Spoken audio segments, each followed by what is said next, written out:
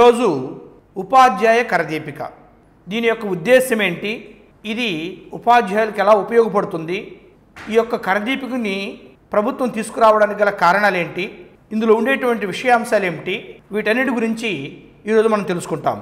ఉపాధ్యాయ కరదీపిక ఉపాధ్యాయుల నేస్తం, ఆపన్న హస్తం, విద్యార్థుల సర్వతోముఖాభివృద్ధికి అస్త్రం లాంటిది ఈ దస్త్రం. విద్యార్థుల విజయమే మన విజయంగా భావిస్తూ ఈరోజు బోధనాభ్యసన ప్రక్రియలో కీలక మార్గదర్శి మన యొక్క కరదీపిక అనేటువంటిది చూస్తూ ఉన్నాం. ఎస్సీఈఆర్టీ ఆంధ్రప్రదేశ్ రూపొందించిన ఈ ఉపాధ్యాయ కరదీపిక మన బోధనా విధానాన్ని మెరుగుపరచడానికి ఒక సమగ్ర మార్గదర్శి. ఎందువలనంటే ఈరోజు ఉపాధ్యాయులు కొత్త రకమైనటువంటి పోకడలకి అలవాటు పడట్లేదు, బట్టి విధానాన్ని ఇంకా అనుసరిస్తూ ఉన్నారు.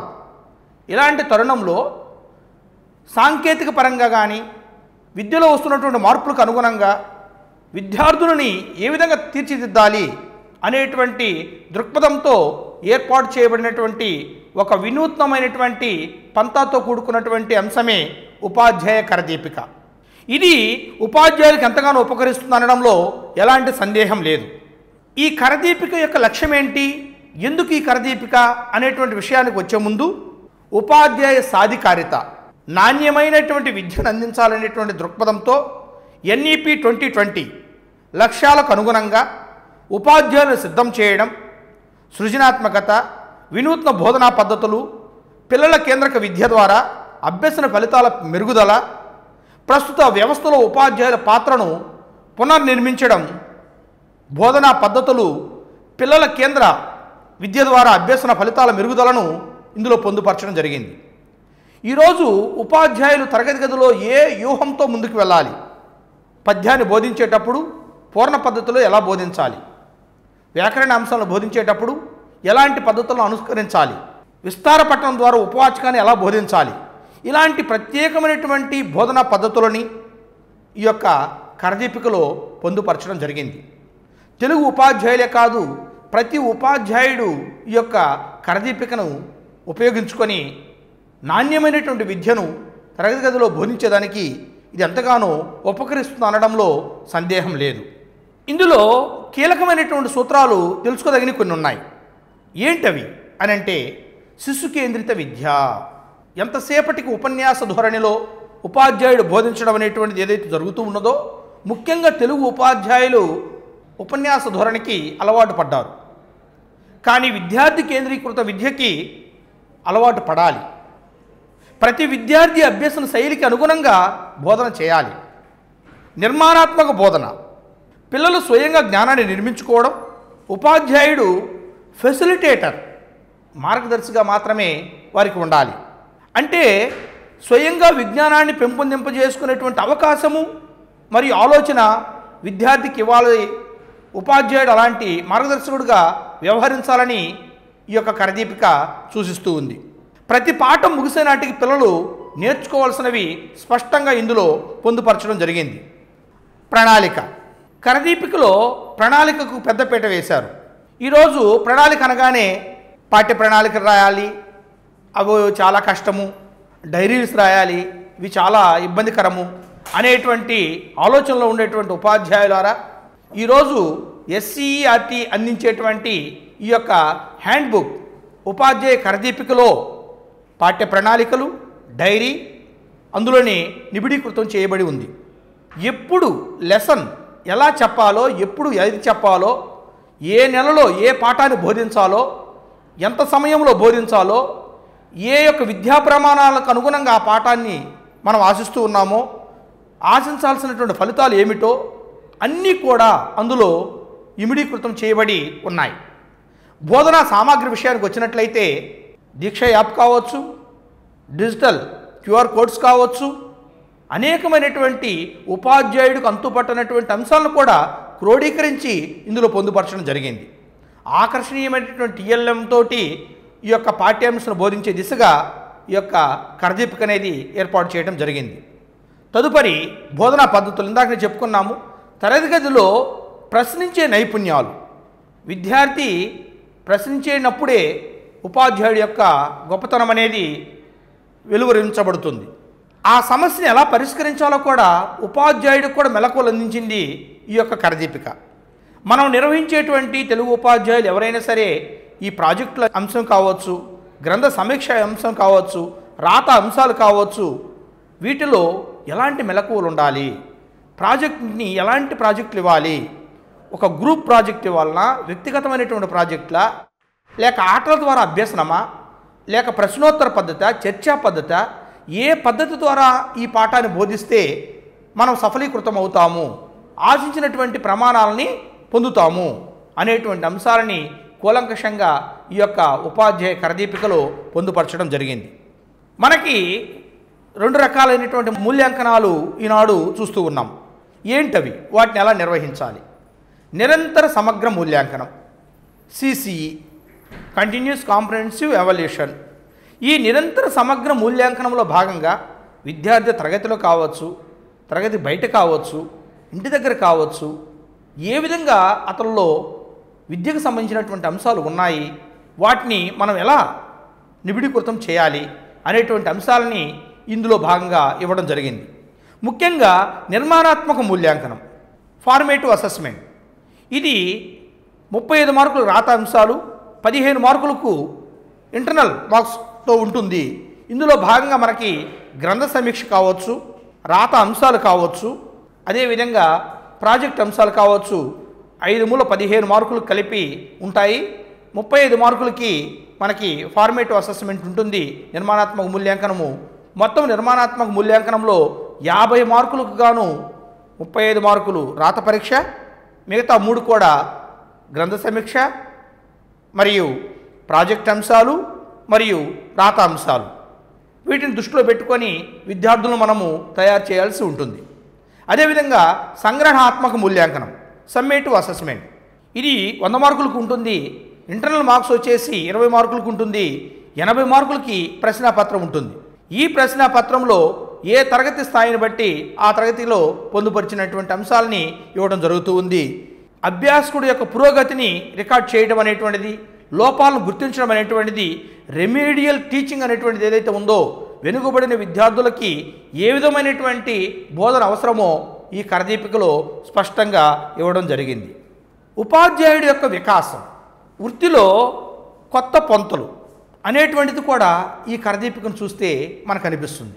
నిరంతర నైపుణ్యాభివృద్ధి ఏదైతే ఉందో, ఒక ఉపాధ్యాయుడు తను నేర్చుకున్నటువంటి, తను శిక్షణా కాలంలో ఏదైతే పొందాడో అనుభవాలు, అవే కాకుండా నూతన పోకడలు, సాంకేతిక పరిజ్ఞానం, కొత్తగా వచ్చినటువంటి విద్యా వ్యవస్థలో మార్పులు, వీటన్నింటిని పురస్కరించుకొని ఆన్లైన్ కోర్సులు కావచ్చు, శిక్షణా తరగతులు కావచ్చు, జట్టు కృత్యాలు కావచ్చు, అదేవిధంగా క్లస్టర్ ఇలాంటి ట్రైనింగ్లలో ఇచ్చేటువంటి అనేక అంశాల యొక్క బోధన కావచ్చు, వీటన్నిటిని పురస్కరించుకొని ఉపాధ్యాయుడు తన యొక్క వృత్తిలో వికాసాన్ని పొందుతాడు అనడంలో ఎలాంటి సందేహం లేదు. ఇలాంటి అవకాశాలన్నీ కూడా ఈ కరదీపిక మనకు అందించింది. తల్లిదండ్రుల భాగస్వామ్యం, పాఠశాలలో తల్లిదండ్రులు భాగస్వాములుగా చేయడం ఏదైతే ఉందో అది చాలా గొప్ప విషయం. SMC పాత్ర, PTM నిర్వహణ. చూడండి, ఈరోజు తల్లిదండ్రులు మరియు పాఠశాల అనేటువంటిది ఏదైతే ఉందో అది సామాజిక సమన్వయానికి ఎంతో దారితీస్తుంది. పాఠశాల ఉన్నతికే కాదు, విద్యార్థి ఉన్నతికి కూడా ఇది ఎంత గొప్ప కార్యమో మనకు తెలుస్తుంది. మన పాఠశాలలో ఏం జరుగుతుంది, ఎలాంటి వనరులు ఉన్నాయి, ఎలాంటి ఉపాధ్యాయులు ఉన్నారు, వారు ఎలా బోధన చేస్తూ ఉన్నారు, ఈనాడు ఆ పరీక్షలు ఎలా నిర్వహిస్తున్నారు, మా విద్యార్థి యొక్క పరిస్థితి ఏంటి, ఇలాంటివన్నీ కూడా కూలంకషంగా ఎప్పటికప్పుడు నిర్ధారించుకునే దానికి ఇందులో భాగంగా పొందుపరచడం అనేటువంటిది ఏదైతే ఉందో, ఈ యొక్క కరదీపికలో అసెస్మెంట్ ప్రోగ్రెస్ కార్డ్స్ ఏదైతే ఉందో, హోలిస్టిక్ ప్రోగ్రెస్ కార్డు ఏవైతే ఉన్నాయో వాటన్నిటిలో కూడా ఇందులో ఇవ్వడం జరిగింది. అంతేకాదు, ఈరోజు పిల్లవాడు పరీక్ష రాయాలంటే స్టావులు బయట కొనుక్కోవడం, ఒక నోట్స్ పెట్టడం, గ్రంథ సమీక్షకు ఒక నోట్సు, ప్రాజెక్టుకు ఒక నోట్సు, మన పరీక్షల నిర్వహణకు ఒక నోట్సు, ఇలా కొన్ని నోట్సులు ప్రతి ఏడాది పెట్టడం అనేటువంటి ఒక తంతుగా మారింది. వీటన్నిటి స్వస్తి పలుకుతూ అసెస్మెంట్ బుక్లెట్ అనేటువంటి పేరుతో SCERT వారు ఇందులో భాగంగా ఇవ్వడం జరిగింది ఈ ఏడాది నుంచి. ఇందులోనే ప్రశ్నలు రాయటం కావచ్చు, ఆ యొక్క వ్యాసరూప ప్రశ్నలు కావచ్చు, మరియు CBA ప్రశ్నలు కావచ్చు, అన్నీ కూడా అందులో పొందుపరిచి ఉన్నారు. వాటికి ఒక ఓఎంఆర్ షీట్ కూడా ఇవ్వడం జరిగింది. ఆ యొక్క ఉపాధ్యాయుడు వాటిని చక్కగా పరిశీలన చేసి ఆ యొక్క విద్యార్థి యొక్క సగటుని అందులో ప్రతిబింబింపజేస్తారు. ఆ ఫలితాన్ని తల్లిదండ్రులు కానీ అధికారులు కానీ ఎవరైనా చూసేదానికి అనుగుణంగా ఈ యొక్క అసెస్మెంట్ బుక్లెట్ అనేటువంటిది ఇవ్వడం కూడా ఇందులో భాగంగా జరిగింది. ప్రత్యేక అవసరాలు ఉన్నటువంటి పిల్లల్ని ఎలా బోధించాలో కూడా ఈ యొక్క కరదీపికలు ఇవ్వడం జరిగింది. క్లాసులో వెనకబడినటువంటి విద్యార్థులకు అనుగుణంగా వారిని ప్రత్యేకంగా గుర్తించి వారికి ఎలాంటి బోధన చేస్తే అదనంగా ఏదన్నా విషయాలు ఇవ్వడం కానీ, ప్రత్యేకమైనటువంటి బోధన సామాగ్రిని వారికి ఇవ్వడం కానీ, సాధారణ తరగతులతో కలిపి కాకుండా ప్రత్యేకంగా వారిని చదువు చెప్పడం కావచ్చు, మరియు తరగతి గదిలో కలిపి చెప్పేటువంటి అంశాలు కావచ్చు, వీటన్నిటితో క్రోడీకరించి ఆ విద్యార్థులు కూడా మిగతా విద్యార్థులతో సమానంగా తీర్చిదిద్దేటువంటి ప్రయత్నం ఆ వ్యూహాలు ఈ యొక్క ఉపాధ్యాయ కరదీపికలో పొందుపరిచినారని తెలియజేస్తూ ఉన్నాము. నైతిక విలువలు, జీవన నైపుణ్యాలు. మాయమైపోతున్నడమ్మ మనిషి అన్నవాడు, మచ్చుకైనా లేడు చూడు మానవత్వం ఉన్నవాడు అని ఒక మహాకవి అన్నట్లుగా ఈరోజు నైతిక విలువలు కొరవడ్డాయి. అందుకే ఈనాడు విలువల విద్య అనేటువంటి అంశాన్ని ఇందులో పొందుపరచడం జరిగింది. ఈ విలువల విద్యలో భాగంగా చాగంటి కోటేశ్వరరావు గారి సారథ్యంలో అద్భుతమైనటువంటి విలువలతో కూడుకున్నటువంటి పద్యాలని, వాటి యొక్క ఉపయోగాన్ని విద్యార్థులకి సుస్పష్టంగా ఇవ్వటం అనేటువంటిది జరిగింది. ఈరోజు దేశభక్తి విద్యార్థుల్లో కొరవడింది, పర్యావరణ స్పృహ లేదు. వీటన్నిటిని ప్రతిబింబించే దిశగా మనకు విలువల విద్య పుస్తకం అనేటువంటిది ఇవ్వడం జరిగింది. విమర్శనాత్మక ఆలోచన, విద్యార్థి కానీ ఉపాధ్యాయులు కానీ ఏది కూడా తార్కికంగా ఆలోచించేటువంటి దృక్పథము ఇప్పటి నుంచే రావాలి. అది అలవాటు చేసుకోవాలి. ఆ ప్రశ్నించేటువంటి గుణం వచ్చినప్పుడే విషయం పట్ల పూర్తి అవగాహన ఉంటుంది, సమస్యకు పరిష్కారం దొరుకుతుంది అని మనం తెలియజేస్తూ ఉన్నాం. ఆరోగ్యం, పరిశుభ్రతపై కూడా ఆ విద్యార్థుల అవగాహన కల్పించే దిశగా ఈ యొక్క కరదీపికలో పొందుపరచడం జరిగింది.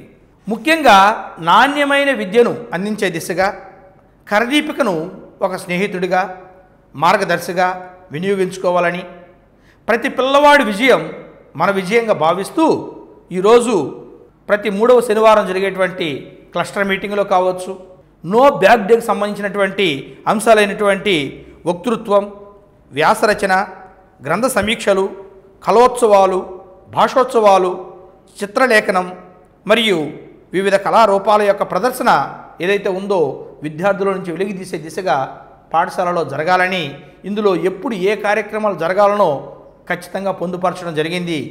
అకాడమిక్ క్యాలెండర్లో భాగంగా ఏ పీరియడు, ఏ పాఠము నవంబర్ కల్లా 10వ తరగతి పూర్తి చేయడం కావచ్చు, ఇలా సిలబస్ యొక్క ప్రణాళిక కావచ్చు, పరీక్షల యొక్క ప్రణాళిక కావచ్చు, పాఠం యొక్క ప్రణాళిక కావచ్చు, ఆఖరికి ఉపాధ్యాయుడి యొక్క హాజరు యొక్క పరిణితిని కూడా ఇందులో పొందుపరిచి చాలా చక్కటి తీరులో, చక్కటి వ్యూహంతో 2025-26 విద్యా సంవత్సరానికి ఈ యొక్క ఉపాధ్యాయ కరదీపిక ఒక ఆపన్న హస్తంగా ఉపాధ్యాయులకు ఉంటుందని ఆశిస్తూ ధన్యవాదాలు. ఈరోజు మనం 2వ సెమిస్టర్లో మొదటి పాఠమైనటువంటి స్నేహం పాఠ్యాంశాన్ని ఏ విధంగా కరదీపిక ఆధారంగా చెప్పుకోవాలో చూద్దాము. ప్రతి పాఠాన్ని మనం 3 విభాగాలుగా విభజించుకున్నాం. అదేమిటంటే పాఠ్యాంశ చర్చ, సామర్థ్యాల సాధన, భాషాంశాలు. పాఠ్యాంశ చర్చలోకి వచ్చేసరికి పాఠ్యాంశ పరిచయం, పాఠ్యాంశ బోధన. పాఠ్యాంశ పరిచయంలో మనం ఈ విషయాల్ని చూద్దాం. మొదట చదవండి, చర్చించండి అనే విషయం, ఉద్దేశం, ఆ పాఠ్యాంశం ఏ ఉద్దేశంతో ఇవ్వబడింది అనేది, ఆ పాఠ్యాంశం యొక్క నేపథ్యము, ఆ పాఠ్యాంశం ఏ ప్రక్రియకి చెందింది అనే విషయం, తర్వాత ఆ పాఠ్యాంశాన్ని రచించినటువంటి కవి గురించి మనం చెప్పుకుంటాం. పాఠ్యాంశ బోధనలోకి వచ్చేసరికి మనకి ఆ పాఠ్యాంశంలో ఉన్నటువంటి వివిధ విషయాల గురించి చర్చించుకుంటాం. మనకి స్నేహం పాఠంలో స్నేహధర్మం, బాల్య స్నేహం, మంచి స్నేహం, వైరి స్నేహం, స్వార్థ స్నేహం అనే అంశాలని పాఠ్యాంశ బోధనగా ఇవ్వడం జరిగింది. తర్వాత 2వ అంశం వచ్చేసరికి సామర్థ్యాల సాధన. ఇందులో అవగాహన, ప్రతిస్పందన, వ్యక్తీకరణ, సృజనాత్మకత అనే 2 అంశాలు ఉన్నాయి. అవగాహన ప్రతిస్పందన అంటే పాఠ్యాంశం విద్యార్థులకి ఏ విధంగా అర్థమైంది అనే విషయాన్ని మనం విద్యార్థుల నుంచి రాబడతాము. కాబట్టి పాఠం ఆధారంగా ప్రశ్నలను అడగడం, విద్యార్థులు చెప్పేటువంటి వాళ్ళ దగ్గర నుంచి సమాధానాలు రాబడతాము. తర్వాత వ్యక్తీకరణ, సృజనాత్మకతలో ఊహించి రాయడం, సంభాషణలు రాయడం, వ్యాసం రాయడం, ఇలాంటి అంశాలు సృజనాత్మక అంశాలుగా ఇవ్వడం జరిగింది. తర్వాత మూడవ విభాగం భాషాంశాలు. ఈ భాషాంశాలు పదజాలం, వ్యాకరణ అంశాలు రెండుంటాయి. పదజాలంలో అర్థాలు, పర్యాయ పదాలు, ప్రకృతి వికృతులు, నానార్థాలు, వ్యుత్పత్త్యర్థాలు. ఇక వ్యాకరణాంశాలకు వచ్చేసరికి సందులు, సమాసాలు, అలంకారాలు, ఛందస్సు ఇవన్నీ ఉంటాయి. ఇవి కాక పాఠంలో ప్రాజెక్టు పని అనేది విద్యార్థులు తమ సొంతంగా చేయడం కోసం ఇవ్వబడింది. అంతేకాకుండా మూల్యాంకనంలో ప్రాజెక్టు పనికి 5 మార్కులు కూడా కేటాయించడం జరిగింది. విద్యార్థులు తమ సృజనాత్మకతతో ఆధారంగా చేసుకొని ఆ ప్రాజెక్టు పనిని పూర్తి చేస్తారు. ప్రాజెక్టు పని విద్యార్థులు సృజనాత్మకంగా ఆలోచించి చేయడం కోసం ఇవ్వబడింది. మనకి మూల్యాంకనంలో కూడా 5 మార్కులు కేటాయించడం జరిగింది. ఇప్పుడు పాఠ్యాంశంలో ఒక పీరియడ్ తీసుకుంటే 45 నిమిషాల్లో ఏ విధంగా ఆ పాఠ్యాంశాన్ని బోధించాలి అనే విషయాన్ని చూద్దాము. మనకి ఇచ్చినటువంటి టీచర్స్ హ్యాండ్బుక్లో కూడా చక్కగా వివరంగా ఎలా చెప్పాలి అనే విషయం ఇవ్వబడింది. మనం కరదీపిక ఆధారంగా స్నేహం పాఠంలో మొదటి పీరియడ్ని ఏ విధంగా చెప్పాలో చూద్దాం. ఫస్ట్ అంశము చదవండి, చర్చించండి. తర్వాత ఉద్దేశం, నేపథ్యం, ప్రక్రియ. ఈ పాఠ్యాంశం ప్రాచీన పద్యం ప్రక్రియకి చెందింది. ఇందులో రచయితల పరిచయం. అభ్యసన ఫలితాలు. పాఠ్యాంశంలో ఇచ్చిన పద్యాలను చదివి వాటి భావాలను గ్రహించి స్నేహం గురించి విద్యార్థులు తమ సొంత మాటల్లో చెప్పగలుగుతారు. పాఠ్యాంశ రచయితల గురించి కూడా తెలుసుకుంటారు. ఉన్ముఖీకరణ, అనుభవాలు, ప్రతిస్పందనలు. ఉన్ముఖీకరణ చదవండి, ఆలోచించి చెప్పండి. ఈ అంశంలో ఇవ్వబడినటువంటి వచన కవిత విద్యార్థులచే చదివించి వారి అవగాహనను ప్రశ్నల ద్వారా పరిశీలిస్తాను. ఉదాహరణ, స్నేహానికి ఏమేమీ అడ్డం కాదు. ఇటువంటి ప్రశ్నలు అడిగి విద్యార్థుల ద్వారా సమాధానాలు రాబడతాం. అనుభవాలు మరియు ప్రతిస్పందనలు. మీకు ఎంతమంది స్నేహితులు ఉన్నారు? మీ చిన్ననాటి స్నేహితునిలో మీకు నచ్చిన గుణం ఏమిటి? స్నేహం యొక్క ప్రాముఖ్యతను వివరించే సాహిత్యం లేదా సినిమాల నుండి ఉదాహరణలు మీరు చెప్పగలరా? ఇచ్చినటువంటి వచన కవిత ద్వారా ఈ ప్రశ్నలు మనం అడిగి విద్యార్థుల నుంచి సమాధానాలు రాబడతాము. ఇక ఉపాధ్యాయ కృత్యం అంటే ఐడు. ఉద్దేశం.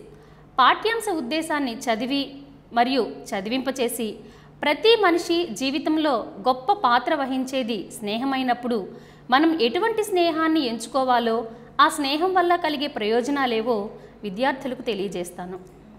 నేపథ్యం.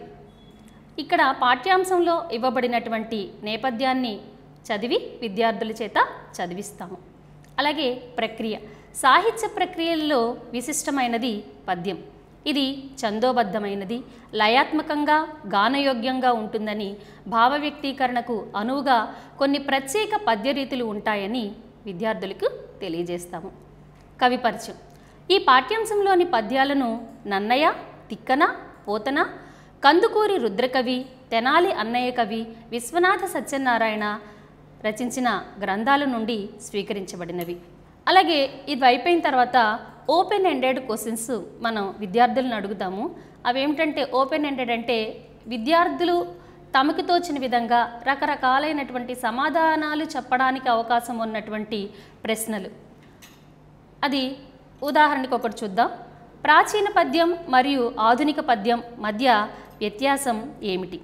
అలా మనం విద్యార్థులని ప్రశ్నలు అడగవచ్చు. ఇక పాఠ్యాంశ ఉద్దేశం. విశ్వాసం లేకుండా స్నేహం ఉండదు అన్నాడు గౌతమ బుద్ధుడు. మనిషికి అవసరకాలంలో ఆదుకున్న మిత్రుడి కన్నా ప్రియమైనది ఏదీ ఉండదు అన్నాడు గురునానక్. కష్టకాలంలోనే మనకు నిజమైన మిత్రుడెవరో తెలుస్తుంది అన్నాడు గాంధీజీ. స్నేహం ప్రతి వ్యక్తి జీవితంలో మధురమైన అనుభూతిగా నిలుస్తుంది. ఆటపాటలాడే వయస్సులో మొగ్గలా ప్రారంభమై మహావృక్షంలాగా ఎదిగి జీవితాంతం తోడుగా నిలుస్తుంది. కొందరితో స్నేహం మనల్ని అత్యున్నత శిఖరాలకు చేరిస్తే, కొందరితో స్నేహం అధఃపాతాళానికి తొక్కేస్తుంది.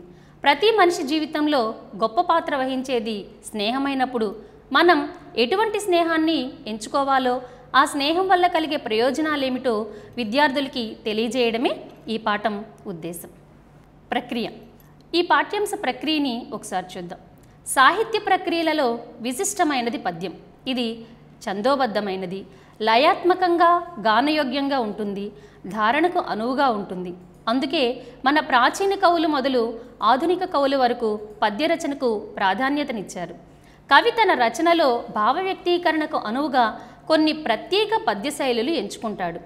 ఉద్ధతికి విక్రీడిత పద్యాలు, సుకుమారతకు మాలా పద్యాలు, తాత్విక భావాలకు గీత పద్యాలు, పుష్పాపచయాది సందర్భాలకు రగడలు, పంచచామరాలు మొదలైన పద్యరీతులు కావ్యాలలో శోభిస్తాయి. ఈ పాఠ్యాంశంలో వివిధ కవుల యొక్క పద్యాలు స్వీకరించడం జరిగింది. ఆ కవి పరిచయాలు ఒకసారి సంక్షిప్తంగా చూద్దాము. ప్రస్తుత పాఠ్యభాగం నన్నయ, తిక్కన, పోతన, కందుకూరి రుద్రకవి, తెనాలి అన్నయ్య కవి, విశ్వనాథ సత్యనారాయణ రచించిన గ్రంథాలలో నుండి ఎంపిక చేసిన పద్యాలతో రూపొందించబడింది. ఆదికవి బిరుదాంకితుడైన నన్నయ్య రాజరాజ నరేంద్రుని ఆస్థాన కవి, 11వ శతాబ్దానికి చెందిన ఆయన. కవి బ్రహ్మ బిరుదాంకితుడైన తిక్కన మనుమసిద్ధి ఆస్థాన కవి. ప్రజాకవి బిరుదాంకితుడైన బమ్మెర పోతన 15వ శతాబ్దానికి చెందిన కవి. సుగ్రీవ విజయం యక్షగానకర్త కందుకూరి రుద్రకవి 16వ శతాబ్దికి చెందిన కవి. సుదక్షిణా పరిణయం గ్రంథకర్త తెనాలి అన్నయ్య కవి 16వ శతాబ్దికి చెందిన కవి. కవి సమ్రాట్ బిరుదాంకితుడైన విశ్వనాథ సత్యనారాయణ 1895 సెప్టెంబర్ 10వ తేదీన కృష్ణా జిల్లా నందమూరులో జన్మించారు. వీరు రచించిన శ్రీమద్ రామాయణ కల్పవృక్షం కావ్యానికి జ్ఞానపీఠ పురస్కారం పొందారు. వేయి పడగలు, కిన్నెరసాని, కోకిలమ్మ పెళ్ళి, ఏకవీర మొదలైనవి వీరి రచనలు. ఇలా ప్రతి కవి గురించి కవి పరిచయాన్ని మనం చదివి విద్యార్థుల చేత చదివింపచేస్తాం. తర్వాత విద్యార్థులందరూ జట్లుగా కూర్చొని కొన్ని విషయాల్ని చర్చించుకుంటారు. విద్యార్థులు 4, 5 తరగతిని బట్టి ఎన్ని సమూహాలుగా కూర్చోగలిగితే అన్ని సమూహాలుగా కూర్చుంటారు. ఇచ్చినటువంటి వచన కవితను చదివి అవగాహన పొందుతారు. కవితను గురించి విద్యార్థులు చర్చించుకుంటారు.